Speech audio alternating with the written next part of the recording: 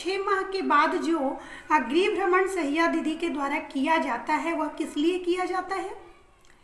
बच्चे की वृद्धि किस प्रकार से हो रही है उसे जांचने के लिए यह भ्रमण किया जाता है।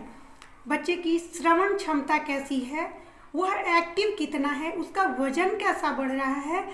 उसके बोलने की समझने की क्षमता, इन सबों की जांच कुछ खिलौने के माध्यम से की जाती है कि बच्चा उस खिलौनों को देखकर क्या रिस्पॉन्स देता है, इसकी जानकारी उन्हें हो पाती है और किसी तरह की कमी अगर नज़र आती है तो उन्हें रेफर किया जा सके, इसलिए वह गृह भ्रमण किया जाता है। और यह जो गृह भ्रमण है वो बहुत ही ज़रूरी है। आप सभी ने देखा होगा कि आपके जो कार्ड होते हैं टीकाकरण के कार्ड, उसमें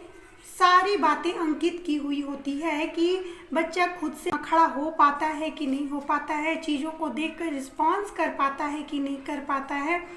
यदि कोई खिलौना है तो वह उसके प्रति कैसा रुझान महसूस करता है, सीढ़ियों से चढ़ उतर पाता है या नहीं उतर पाता है, चीज़ों को पहचान पाता है या नहीं पहचान पाता है। इन सभी की जानकारी आपके जो MCP कार्ड होते हैं उसमें सभी जानकारी दी होती है। बस ज़रूरत है तो आप इसे निकाल कर फुर्सत में ज़रूर पढ़ें। इसमें वो सारी जानकारियाँ होती हैं जो 6 माह के बच्चों के लिए ज़रूरी है,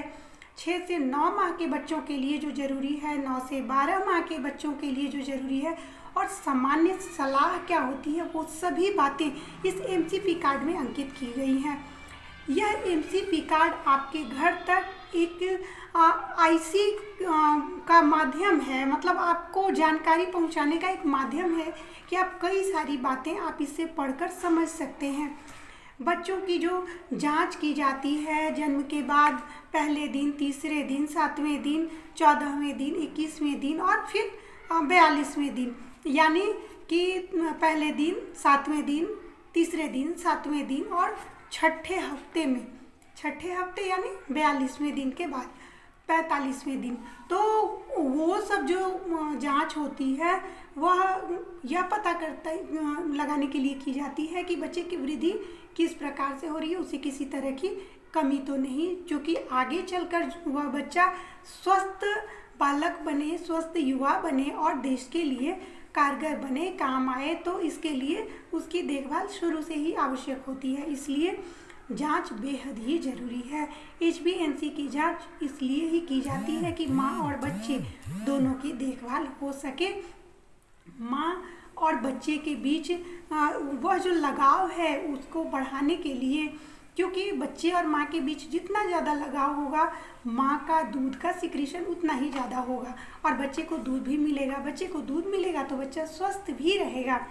बच्चा यदि स्वस्थ होता है तो उसका विकास अच्छे से होगा, और जब बच्चे का विकास अच्छी तरह से होता है, बीच बीच में जाके माँ को सलाह दी जाती है कि आपको गर्भ निरोधक तरीके अपनाने हैं, 2 साल तक कम से कम बच्चे के दूसरे बच्चे के बारे में नहीं सोचना है, 2 साल तक अपना दूध भी पिलाएं और ऊपरी आहार भी दें। तो बराबर मिलते रहने से क्या होता है कि बच्चे के प्रति माँ का झुकाव भी बढ़ता है और उन्हें बातें समझ भी आती हैं। इस प्रकार से जो 2 बच्चों का अंतराल होता है वह भी सफलतापूर्वक तय कर ली जाती है। इससे बच्चे का विकास अच्छी तरह से होता है और माँ का शरीर दूसरे बच्चे के लिए तैयार हो जाता है। ये सारी सुविधाएं जो सरकार के माध्यम से दी जाती हैं और मीडिएटर का काम सहिया दीदी, ANM दीदी करती हैं, तो ये माँ और बच्चे की सुरक्षा के लिए भी है और उनके अच्छे विकास के लिए भी है, क्योंकि शारीरिक विकास और मानसिक विकास दोनों बेहद ही ज़रूरी है। केवल शारीरिक विकास हो जाए और मानसिक विकास ना हो तो व्यक्ति पूरे परिवार से लेकर पृथ्वी के लिए बोझ हो जाता है। तो बच्चे आगे चलकर बोझ ना बने, इसके लिए उनकी जांच समय समय पर बहुत ही ज़रूरी है और साथ ही ज़रूरी है बच्चे का सही समय पर टीकाकरण।